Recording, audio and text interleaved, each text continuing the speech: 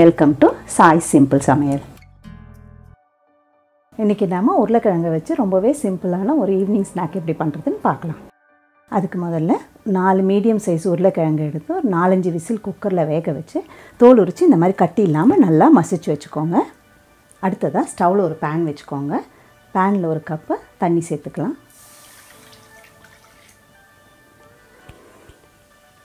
தண்ணி கொதிக்க ஆரம்பித்ததும் அதில் ஒரு டேபிள் ஸ்பூன் எண்ணெய் சேர்த்துக்கோங்க. இப்போ இதில் 1/2 கப்பு ரவை சேர்த்துக்கலாம். கட்டி இல்லாமல் நல்லா கலந்து விடுங்க.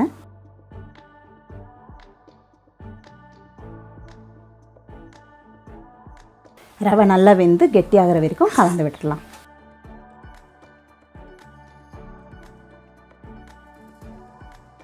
பாருங்கள், ரவை நல்லா கெட்டி ஆயிடுச்சு. இந்த ஸ்டேஜில் ஸ்டவ் ஆஃப் பண்ணிடலாம். இப்போ ஒரு பவுல் எடுத்துக்கோங்க. அதில் நம்ம மசிச்சு வச்சுருக்க உருளைக்கிழங்கை சேர்த்துடலாம். கூடவே வேக வச்சுருக்க ரவை, 1/2 ஸ்பூன் மிளகுத்தூள் கொரப்பாக அரைச்சி வச்சுக்கோங்க, அது சேர்த்துடலாம். 1/2 ஸ்பூன் ஓமம், 1/2 ஸ்பூன் மிளகாய்த்தூள், 1/2 ஸ்பூன் கரம் மசாலா தூள், தேவையான அளவு உப்பு, பொடியாக நறுக்கின கொத்தமல்லி கொஞ்சம். இது எல்லாத்தையும் இப்போ நல்லா மிக்ஸ் பண்ணிக்கலாம்.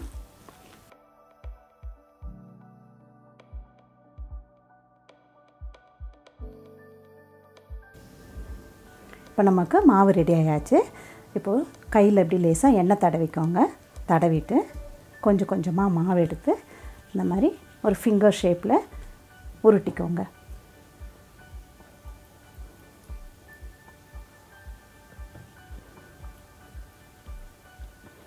இந்த மாதிரி நம்ம எல்லா மாவையும் ரெடி பண்ணி வச்சிடலாம்.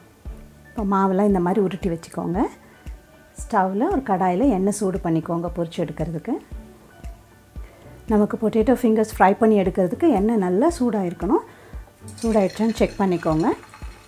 பாருங்கள், போட்ட உடனே இப்படி மேலே எழும்பி வரணும். அந்த அளவுக்கு சூடானதும் இப்போ நம்ம உருட்டி வச்சுருக்கிறதுலாம் ஒன்று ஒன்றா அதுக்குள்ளே சேர்த்துடலாம்.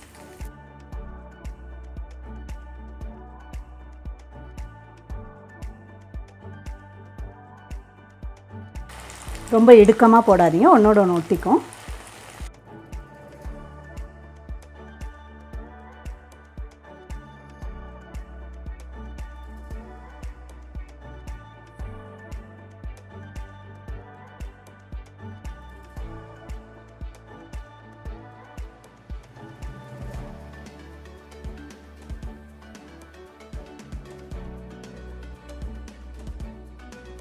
இந்த அளவுக்கு செவந்ததும் எடுத்துடலாம்.